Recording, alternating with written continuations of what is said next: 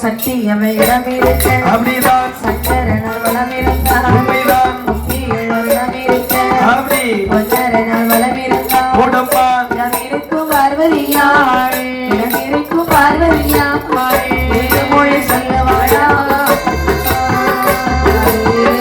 போடு போடு வாங்க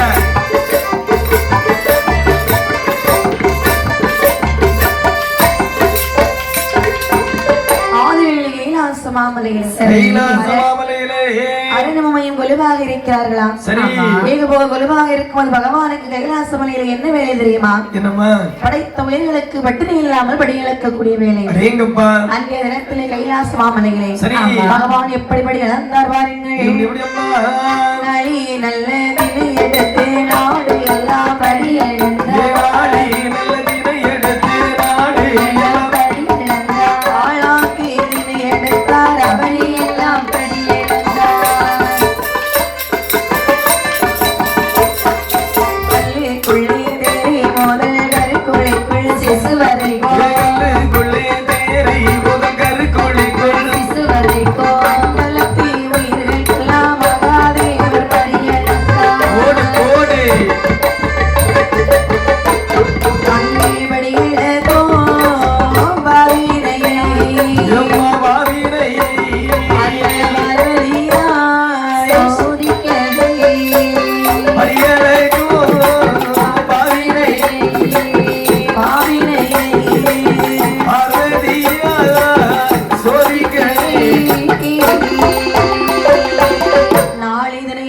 நாடெல்லாம் படி இழந்தார். உலகில் நல்ல திணை எடுத்தார். உலகம் எல்லாம் படி இழந்தார். ஆளாக்கு திணை எடுத்து அகில உலகம் அனைத்திற்கும் படி இழந்தார். மறைக்காதினை எடுத்து மண்டலம் எல்லாம் படி இழந்தார். கல்லுக்குள் இருக்கக்கூடிய தேரை முதல் தாயின் கருக்குழிக்குள் இருக்கக்கூடிய சிசுவருக்கும் பட்டினி இல்லாமல் படியிழந்து விட்டு வருகின்றார். பகவான் படியிழந்து கொண்டிருக்க சரி இந்த பகவானுடைய படியிழப்பை சோதிக்க வேண்டும் என்று சொல்லி சோதித்து பார்க்க வேண்டும் என்று சொல்லி அம்மையுமே வந்து விஸ்வகர்மாவை அழைக்கிறார். அம்மா என்ன சொல்லுகிறார்கள்? மகனே விஸ்வகர்மா, அம்மா வந்தேன் காட்டிலே சென்று சரி காஞ்சிரம் கட்ட வெட்டி கட்டேஜமணி உண்டு பண்ணி திருக்காணி பூட்டு போட்டு எனக்கு நீ கொடுக்க வேண்டும் ஆகட்டும் என்று சொல்லி தாய் பார்வதியுடைய வார்த்தையை தட்டாமல் விஸ்வகர்மா சரியோ ஆமா சென்று காஞ்சிபுரம் மரவெட்டி எட்டச்சமிழ் உண்டு பண்ணி திருக்காணி பூட்டு போட்டு முகமே உள்ள பார்வதி கையை கொண்டு கொடுக்கிறார்கள்.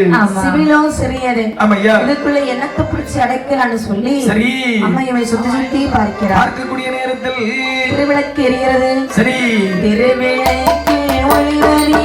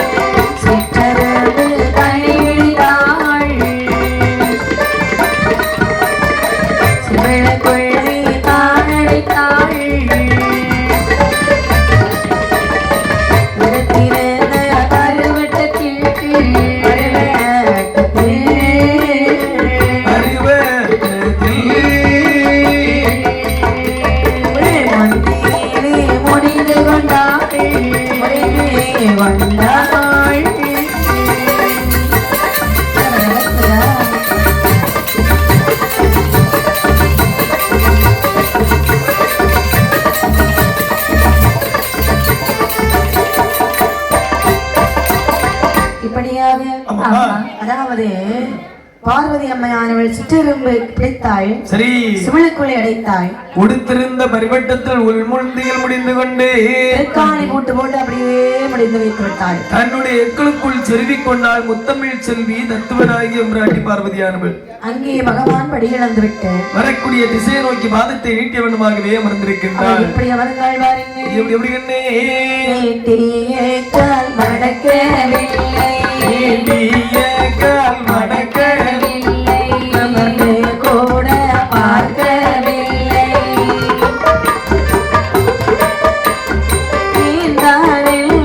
கேட்கவில்லை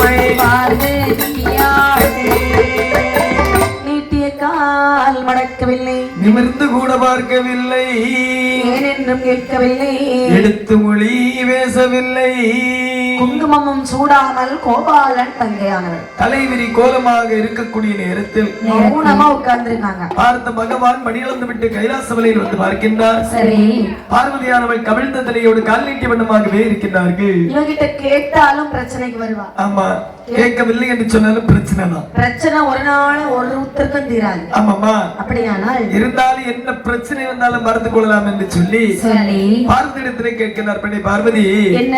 அதாவது என்று பார்த்தால் நான் மடியிழந்து விட்டு வரக்கூடிய நேரத்தில் சரி, பன்னீர் சம்பில் தண்ணீர் எடுத்து வந்து என்னுடைய பாதபடிவிடைகளை செய்வாய் அல்லவா?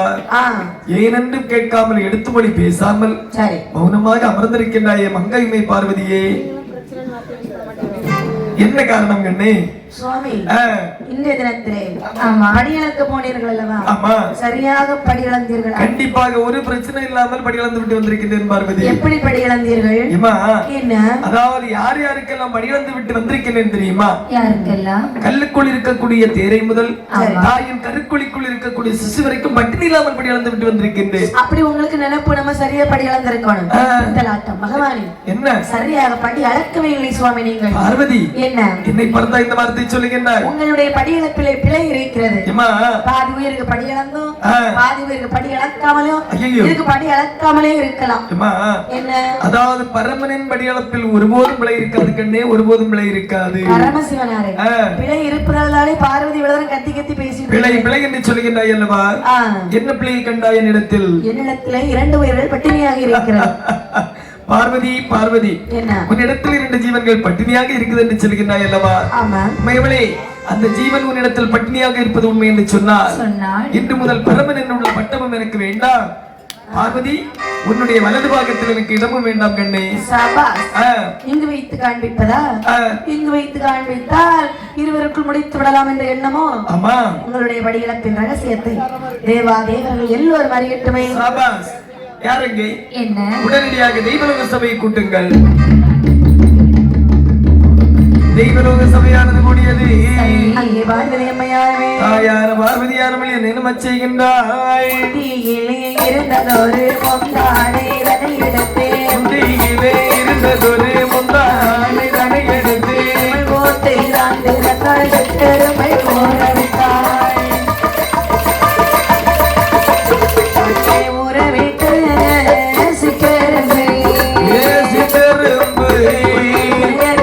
அரிசியை தப்பிக்கொண்டே உறவிட்டு அரிசி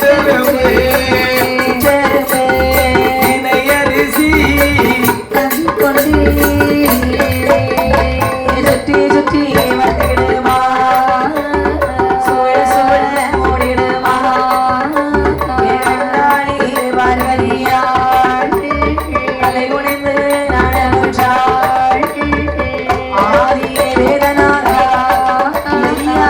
ஆதியே வேதனாரா, அங்கே அம்பலத்தில் ஆடும் ஈரா. ஆதியே வேதனாரா, ஆதியே வேதனாரா, அம்பலத்தில் ஆடும் ஈசா. தேவலோக சபையானது கூடியது. அங்கே தலைவாழை இலை கொண்டு போடுறாங்க. சிங்கன் வாழை இலை விரிக்கின்றாள். செய்கிலையாள் பார்வதியானவள் உடுத்திருந்த பரிவட்டத்தில் உள்முந்தியில் முடிந்து வைத்திருந்தாள் அல்லவா சிமிழ். அந்த சிமிழ் கூட அப்படியே எடுத்து விரித்திருந்த இலையிலே ஊறவிடுகின்றாள். ஊறவிட்டு சுற்றுமானது வாயிலே 2 திரையரிசியை கப்பிக்கொண்டு சுற்றி சுற்றி வருகிறதாம். சூழ வெட்டம் போடுகின்றதா கண்டாள் பார்வதி. அப்படியே தலை குனைந்து கொண்டாள். பகவானுக்கு சொல்லியா கொடுக்கணும்? என்ன?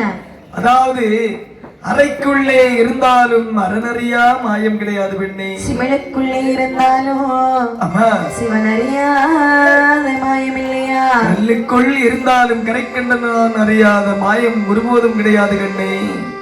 பரமனென்று பாராமல் என்னை பரிசோதித்து விட்டாய் அல்லவா? மன்னித்து விடுங்கள் சுவாமி. அதாவது பூலோகத்து மக்களுக்கு மன்னிப்பு உண்டு, மேலோகத்து மக்களுக்கு மன்னிப்பு ஒருபோதும் கிடையாது. நீ செய்தது பெரும் தவறு. பரம ரகசியத்தை நீ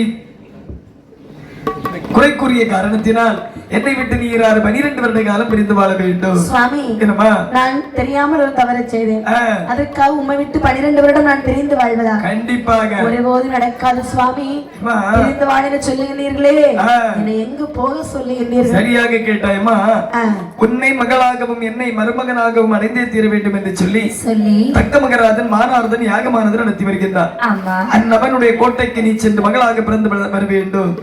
சுவாமி, மானிடவர் கருக்குழியிலே மகாதேவனால் பிறக்க முடியுமா? ஒருபோதும் இல்லையம்மா. அப்படியானால் சிறு குழந்தையாக உன்னை பாவித்து வேள்வியின் அருகாமையிலே தாமரை மலர் மீது கிடத்தி விடுவோம். உன்னை கண்டெடுத்து தக்க மகராஜன் 12 வருட காலம் தக்காபுரத்திலே வாழ்ந்து வளர்த்து வருவான். 12 வருட காலம் திகைக்கூடிய நேரத்தில் பண்டார கோலத்தோடு உன்னை வந்து நான் மாலை மனம் முடித்து அழைத்து செல்வேன். கண்ணை சென்று வா. ஆகட்டும் என்று சொல்லி சரி சிறு குழந்தையாக்கி தக்கராஜன் தவம் செய்கிறானே மானாக்கிழியாகும். அது பக்கத்திலே பார்வதி ஒரு சிறு குழந்தையாக வருகிறாள். அந்த கானகமே புதுமையாக இருக்கிறதே.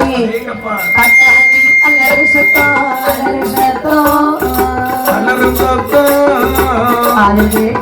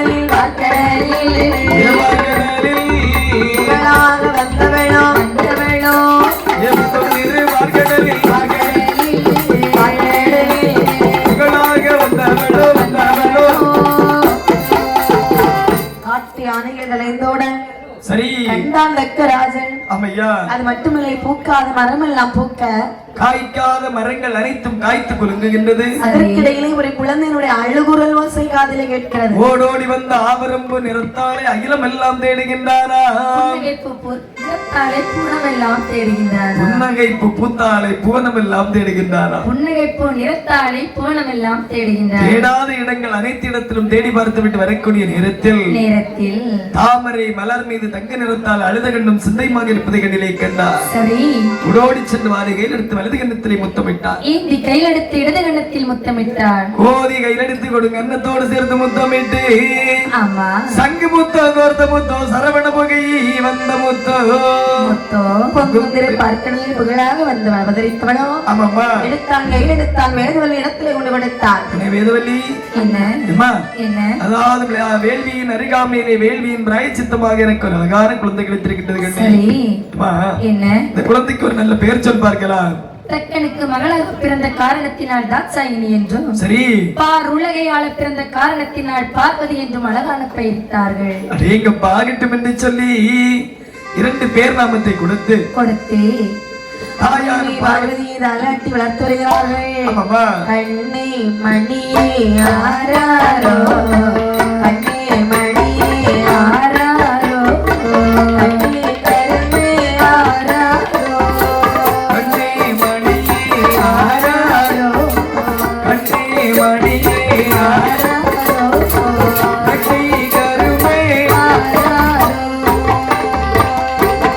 பொன்னி மணி ஆராரோ, பொன்னி மணி ஆராரோ, தேனி ஆராரோ.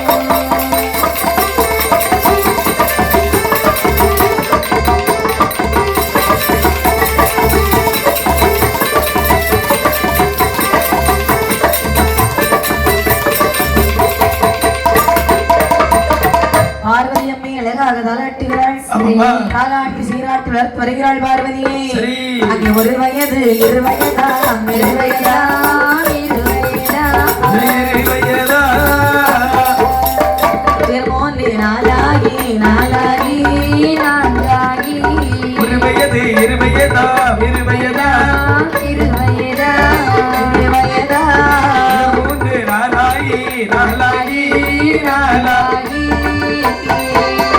நாளான திருவயதில் கடந்து வெல்ல விளையாடி போடு போடு போடு போடு நாளான திருவயதில் ஆசத்து திருத்தோத வைத்தாரி ஆமாம்மா திருவயதில் திருவயதில் திருவயதில் திருவயதில்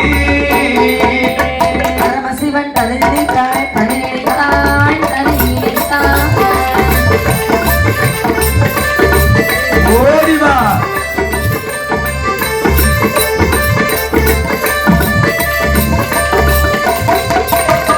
ஒரு வயது இரண்டாகி உற்றதோர் மூன்றாகி 4 வயதிலே முடிகிறக்கு காது குத்தி 4 வயதிலே நடந்து மெல்ல விளையாடி 5 திருவயதிலே ஆடை கட்டு படித்து 6 திருவயதிலே நினைக்கின்றார் கல்வியை கற்றுக் கொடுக்க வேண்டும். நம்முடைய மகளுக்கு கல்வி கண்ணை போதிக்க வேண்டும். அப்படி இந்த கல்வியை கற்று வருகிறாய். ஆமையா. அதாவது 12வது திருவயதிலே சரி பரமசிவனை தேட ஆரம்பிக்கிறார். எங்கப்பா இன்னும் வரை காணலையே. ஆமாம்மா. என் பெருமாள் நாயகத்தை என்ன சொல்லி சரி 12 திருவயதிலே மனமடிப்பு என்று சொன்னாரே. ஆமாம்மா. பெருமாள் எங்கே இருக்கிறாய் என்று ஆதிசிவனை தேடும் பொழுது நினைக்கக்கூடிய நேரத்தில் அங்கே தக்க நினைக்கிறார். என்னம்மா பார்வதிக்கு கல்யாண வயது வந்துச்சு. கண்டிப்பாக இவ்வளவு பிள்ளைகள் இருந்து ஒரு பிள்ளைக்கு சீரு சிறப்பா கல்யாணம் எடுக்கல. கண்டிப்பாக அப்ப இருப்பது இப்ப ஒரே ஒரு மகள் செல்ல மகள் பார்வதி. உண்மைதானம்மா. இவளுக்கு திருமணம் பெருசா எடுக்கணும். ரொம்ப பெரிதா எடுக்க வேண்டும். 57 தேசத்து ராஜாக்களுக்கும் நீட்டொலி கொடுத்திட வேண்டும். அதாவது பெரிதாக எடுக்க வேண்டும் என்று சொன்னால் கண்டிப்பாக சுயவர ஏற்பாடு செய்ய வேண்டும். சரி ஆகட்டும் என்று சொல்லி 55 தேசத்து ராஜாக்களுக்கு உடனடியாக ஓலை அனுப்புங்கள் வந்துறியாரு. ஆகட்டும் என்று சொல்லி நீ காவனக்கால் நாட்ட வேண்டும் அல்லவா. திருமண வேலைகள் நடக்கிறது. ஆமாம்மா. எப்படி பாருங்க எப்படிம்மா காவனக்கால் நாட்டு வாரா நாட்டு வாரா நாட்டு வாரா குலை வாரா நாட்டு வாரா காவனக்கால் நாட்டு வாரா நாட்டு வாரா நாட்டு வாரா கடலி குலை கட்டு வாரா கட்டு வாரா வந்தலிலே வந்தலிலே வந்தலிலே வரி போக்குவாரா போக்குவாரா போடு போடு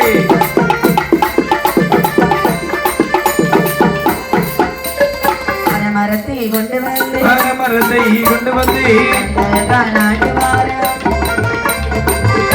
தொலை கொண்டு வந்து தொலை கொண்டு வந்து மலகரித்தார் அவிலையோ தோரணமோ மாவிலையோ தோரணமோ மாணிக்கத்தால் வளைவரப்போ மன்னாதி மன்னர்கள் யாவும் அவர் விடை சூழ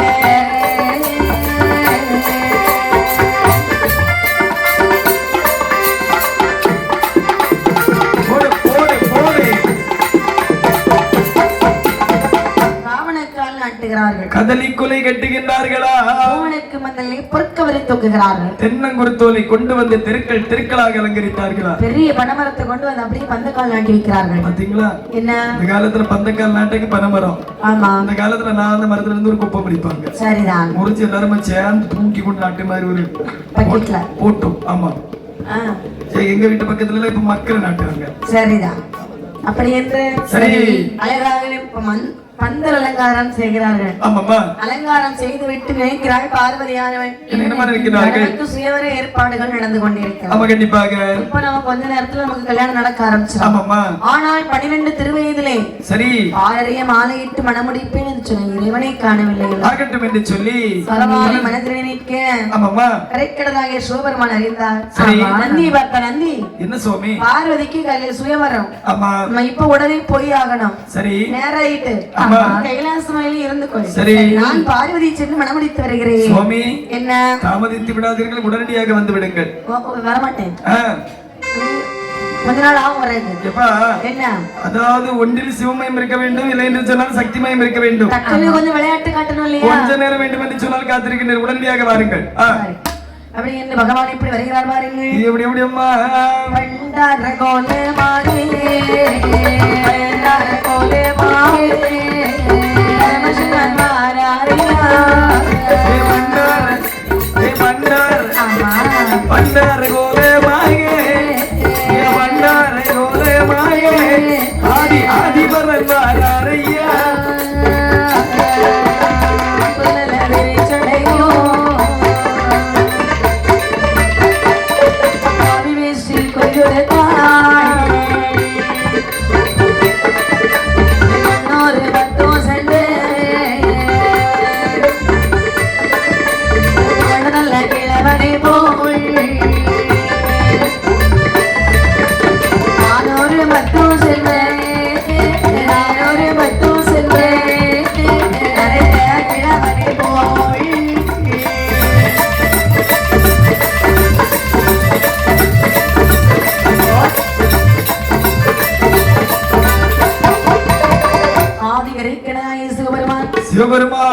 பண்டார கோலம் கொள்கிறார். 10 சென்ன துமண்ட நல்ல கிழவனை போன்றோம். நான் ஒரு 10 சென்ன அரைத்ததொரு கிழவனை போன்றேன். ஆமா 310 சென்ன முதிர்ந்ததொரு கிழவனை போன்றே தொக்கு தொக்கு தொக்கு நிறுமிக்கொண்டு கையிலே தடியானது ஊற்றிக்கொண்டு நேர் தக்காபுரத்திலே வருகின்றார்கள். சரி தக்காபுரத்திலே வந்து பார்க்கிறார். வெளியே பண்டாரத்துக்கு ஒரு மேடையானது அமைத்து வைத்திருக்கிறார்கள். அந்த பண்டாரத்து கூட்டத்தில் நேர் தலைமை பண்டாரமாகவே அமர்ந்தாரா. பண்டாரத்துக்கு மேடையா போட்டாங்க. ஆமாம்மா பரவாயில்லையே. அந்த காலத்துல அப்படிதான்மா மதிப்பு. ஆமா சரி. ஏன்னா கல்யாண வீட்டுக்கு அழைப்பு உள்ளவங்களும் வருவாங்க, இல்லாதவங்களும் வருவாங்க. அழைப்பு உள்ளவங்க யாருலாமா? அழைப்பு உள்ளவங்க உற்றார் உறவினர்கள். சபாஸ் சரியாக சொன்னாய். அழைப்பு இல்லாதவங்க பண்டாரம் பரதேசி. ஆமா ஆமா பண்டாரம் பரதேசி. ஆமாம்மா எல்லாரும் அப்படி வெளியே வந்து உட்கார்ந்து இருக்காங்க. அந்த நேரத்திலே பார்வதி கையிலே மலர் மாலை கொடுக்கிறார்கள். பார்வதிக்கு மணக்கோலம் செய்து மணமாலை கொடுத்து அழைத்து வருகிறார்கள். ஆமா மாலை வெயிலை கொண்டு பார்வதியார்கள் எப்படி வருகிறாள் பாருங்கள். எப்படி வருகின்றாள்? மாலை சுழற்றி வராள் மணவந்தலுக்குள் மாலை சுழற்றி வராள் மாலை சுழற்றி வராள் மணவந்தலுக்குள் மாலை சுழற்றி வராள் மாலையை எடுத்து வாழை அம்மை பருவம்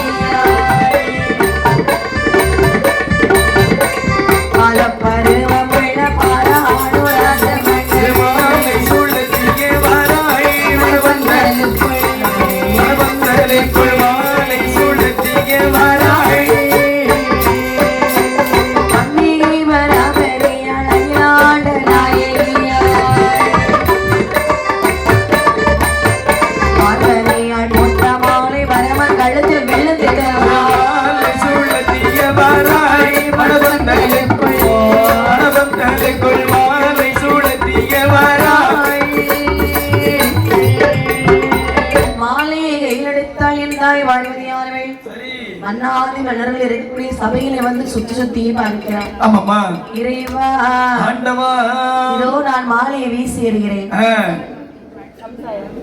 பகவானே அதாவது வீசி எறியக்கூடிய மலர் மாலை அந்த உங்களுடைய கழுத்தை தவிர வேற ஒருவருடைய கழுத்தில் விழக்கூடாது என்று சொல்லி தாயான பார்வதியானவள் அந்த மாலையை கிரு என்று சுழத்தி எறிகின்றார். அந்த நேரத்தில் தக்க மகராஜன் கேட்கின்றார். என்ன கேட்கின்றார்? மந்திரியாரே, என் அருமை மந்திரியாரே, என்னுடைய மகள் வீசி எறிந்த மலர் மாலையானது எந்த மன்னனுடைய கழுத்தில் விழுந்திருக்கின்றதோ உடனடியாக அந்த மன்னனை கையோடு அழைத்து வாருங்கள் ஐயா. இதோ அழைத்து வருகிறேன் சுவாமி.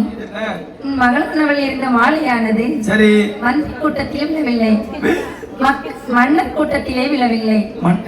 மன்னர் கூட்டத்திலும் விழவில்லை. ஓ மன்னர் கூட்டத்தில் விழவில்லை. மக்கள் கூட்டத்திலும் விழவில்லை. சரி மாறாக வெளியே இருக்கும் பண்டாரத்தின் கழுத்திலே விழுந்து விட்டது. உடனடியாக பண்டாரத்திற்கு 2 அடி கொடுத்து அந்த மலர் மாலையை வாங்கி வா ஆகட்டும் என்று சொல்லி பண்டாரத்திற்கு 2 அடியை கொடுத்து மலர் மாலை வாங்கி மீண்டும் பார்வதியுடைய கையிலே கொடுத்து வீசி எறிய செய்கின்றார்கள். ஒன்று என்று சொல்லி 3 முறையும் சிவபெருமானுடைய கழுத்திலே சென்று அமர்ந்ததாம். வருகிறதே கோபம். என்ன பரதேசி மந்திரவாதியாடா நீ 3 நேரம் மாலை விழுந்தப்புறம் உண்களத்தில் விழுந்திருக்கிறது. நிறைய இங்க ஓடி போய்விடு. பார்வதியானவள் எனக்கு சொந்தம். அப்படி இருக்க மன்னாதி மலர்கள் எழுப்பி பேச ஆரம்பிக்கிறாங்க. ஏ தக்கராஜா, என்ன மாலை யாரு கழுத்துல விழுதோ அவர் தானே உனக்கு மருமகன் என்று அப்பொழுது நீ பறைசாற்றினாய். மாலை பண்டாரத்துக்கு கழுத்துல விழுந்திருக்கு. சரி, பார்வதிக்கும் அந்த பண்டாரத்துக்கும் உடனே திருமணத்தை முடித்துவை.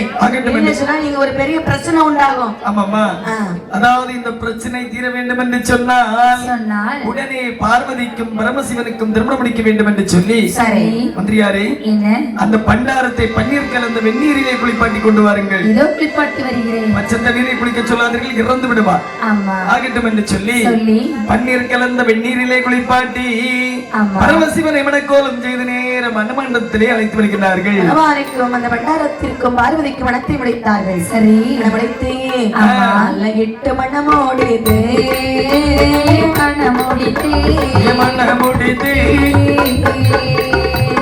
வேறு நாளையிலே மாலையிட்டு மணமோடித்து வந்து வரும் நாளையிலே ஆறுமேடா பண்டாரு வார்த்தை ஒன்று சொல்ல கேளார். ஒரு நாளைக்கு 3 நேரம் விபூதியம் படுக்க வேணும்.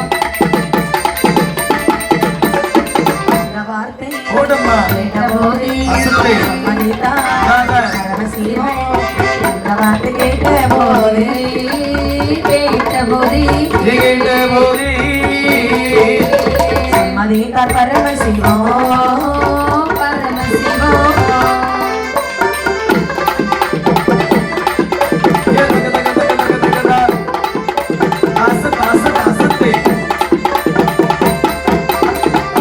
மனமுடித்தார்கள்.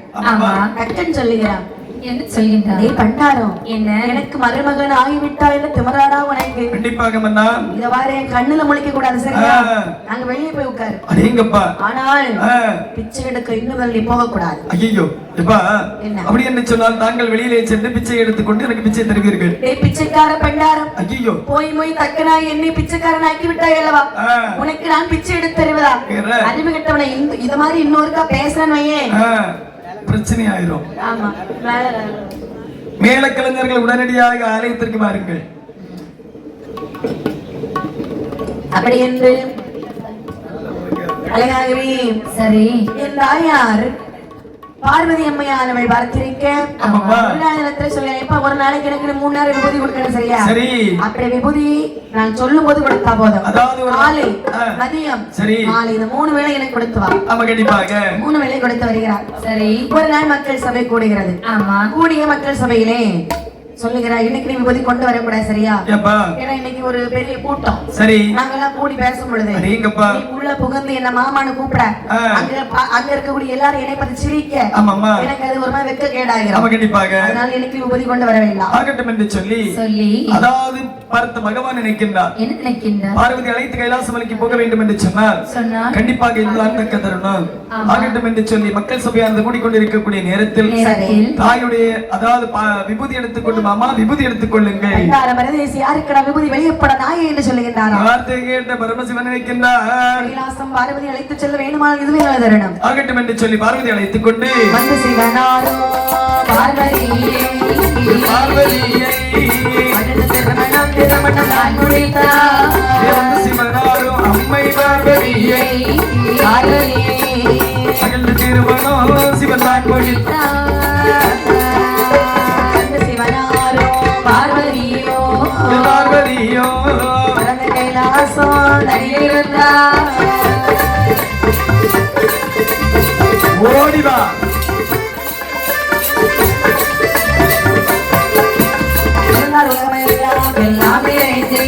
எல்லாம் நிறைந்து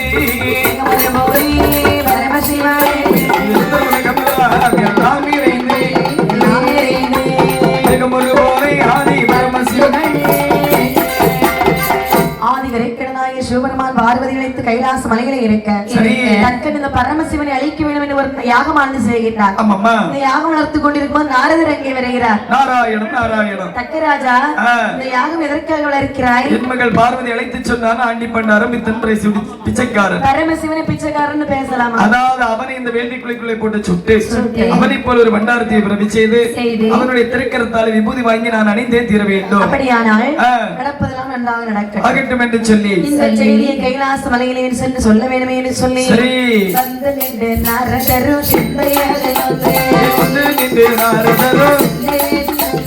மகாதேவன் வழியே வழியே செல்வாரையோ நொட்டியையோ வைத்தெடுத்த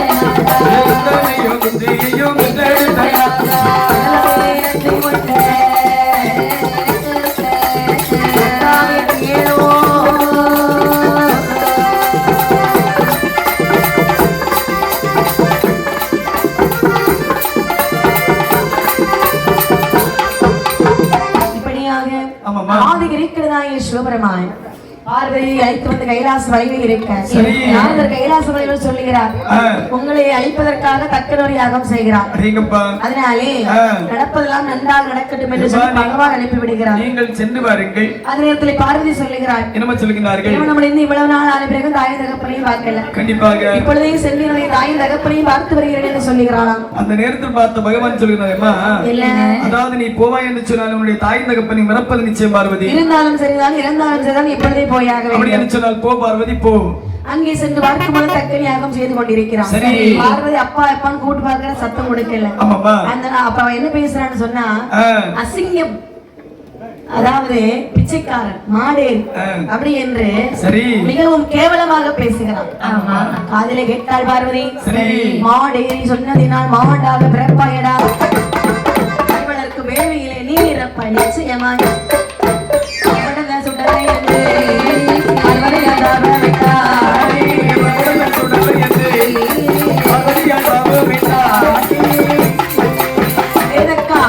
மாடேறி என்று சொன்ன காரணத்தால் இவர் மாடாக பிறக்க கடவுள். அவனர் இறப்பன். நீ வளர்க்கக்கூடிய வேள்வியை இறப்பாய் நிச்சயமாக. போடி போடி மரியாதையாக சென்று விடு.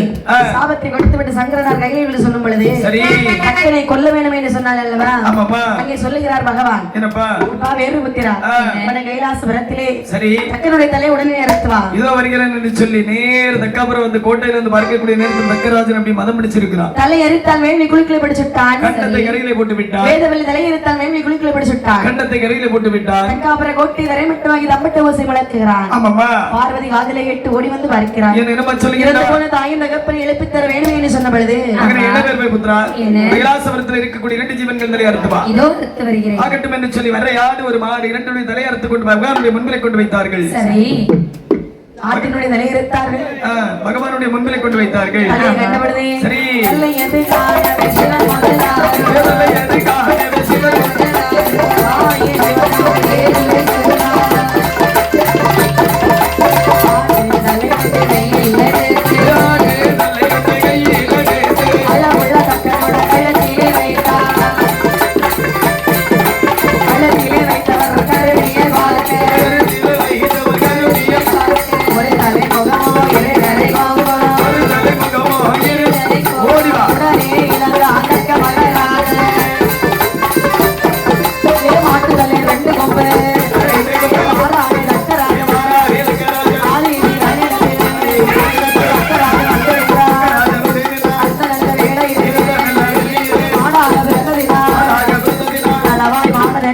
படைத்தார்.